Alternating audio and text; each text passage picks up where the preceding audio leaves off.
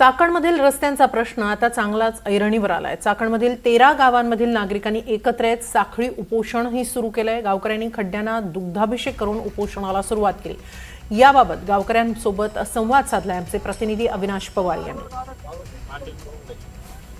आता जर इथं पाहिलं तर अशा पद्धतीने इथे हे संपूर्ण होर्डिंग्स लावून त्यांनी इथे सरकारला इशारा देण्याचा प्रयत्न केलेला आहे। कशा पद्धतीने इथली दुरावस्था आहे ती देखील मांडण्याचा प्रयत्न केलेला आहे।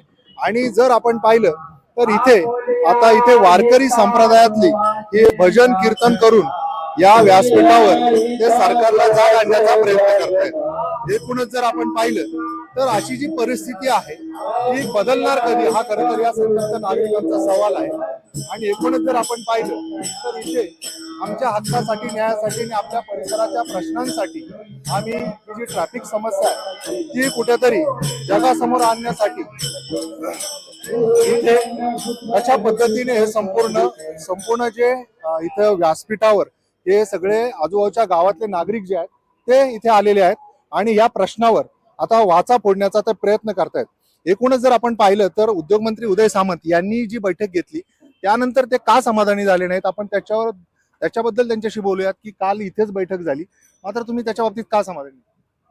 खरं तर आदरणीय उद्योगमंत्री साहेबांनी मीटिंग जी ती घेतली होती रविवारची। मी मगाशी तुम्हाला सांगितलं, पुन्हा एकदा सांगतो, ही उद्योगनगरी आहे, हे कुठलंही फिरण्याचं ठिकाण नाही।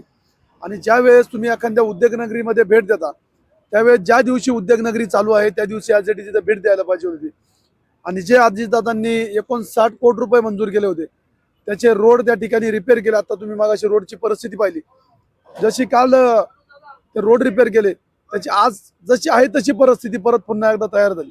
आणि जे आश्वासनं दिली ती कुठल्याही खात्याने आश्वासनं दिली नाही, एका पुढाऱ्याने आश्वासन दिली, हे मंजूर ते मंजूर ते मंजूर, आणि खरं पाहायला गेलं तर अजून काहीच त्या ठिकाणी मंजूर झालेलं नाही। याची आम्हाला कुठेतरी खंत वाटली म्हणून आम्ही पुन्हा रोडला आलो। ही परिस्थिती आहे।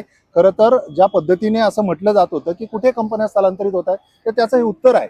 आणि या कंपन्या स्वतः त्यांना पाठिंबा देत आहेत। आता गावकरी या बाबतीत संतप्त का झाले आहेत याचं खरं उत्तर हे याच्यामध्ये दडलेलं आहे। आणि आता त्यांनी आक्रमक होण्याची भूमिका घेतलेली आहे।